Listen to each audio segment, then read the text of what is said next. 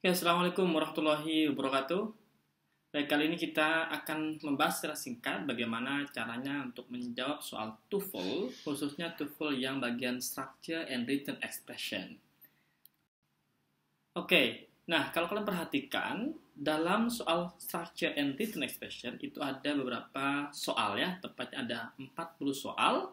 15 soal pertama itu adalah multiple choices yang biasanya merupakan kalimat panjang atau kalimat dengan model anak kalimat induk kalimat, complex sentences atau compound sentences.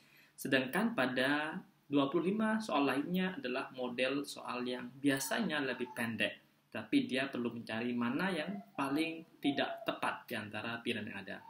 So, yang pertama apa yang perlu kita perhatikan adalah pastikan bahwa dalam soal itu kita sudah memiliki namanya subjek dan predikat.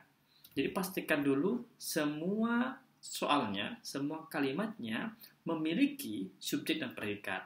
Jadi kalau yang highlight pertama, ketika membaca soal TOEFL di Structure and Written Expression, pastikan sudah ada satu subjeknya, yang kedua ada predikatnya. Oke, itu berlaku untuk soal yang part A, dimulai pertama, yang multiple choices, complex sentences, maupun pada part yang kedua, yang mencari mana yang paling salah. Nah, kalau udah ketemu subjeknya apa, verbanya apa, atau predikatnya apa, pastikan keduanya coherence ya, atau paralel. Misalnya subjeknya singular, maka verbnya juga harus singular. Kalau verbnya itu plural, nanti subjeknya juga harus berupa plural. Oke, nah bagaimana caranya mengetahui bahwa itu singular plural? Kalian bisa cek di video yang lain. Nah, yang kedua, yang penting juga kita perhatikan adalah apakah kalimat tersebut ketika khususnya merupakan kalimat yang kompleks atau compound sentences sudah memiliki konektor dan konektornya itu tepat penggunaannya. Ingat, banyak sekali soal TOEFL yang menggunakan model ada konektornya. Misalnya which, who, that, kemudian dengan model konektor yang lain, and, or.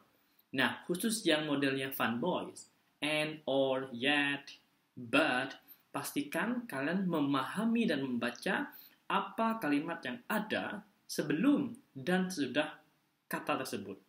Karena harus paralel. Khususnya bagi yang ketika bagian mencari mana yang paling salah. Oke? Pastikan kata yang ada sebelum dan sesudahnya itu paralel. Misalnya dia adjective, maka setelahnya and atau but harus juga adjective. Kalau dalam complex sentences, pastikan menggunakan who misalnya, that atau which itu juga relevan dengan kalimat yang ditanyakan atau dinyatakan. Yang terakhir sangat penting adalah kalian perlu cek kembali apakah kata kerja yang digunakan itu sudah relevan, tepat atau tidak. Bisa jadi misalnya kalimatnya kalimat present, tapi verbnya adalah verb yang past.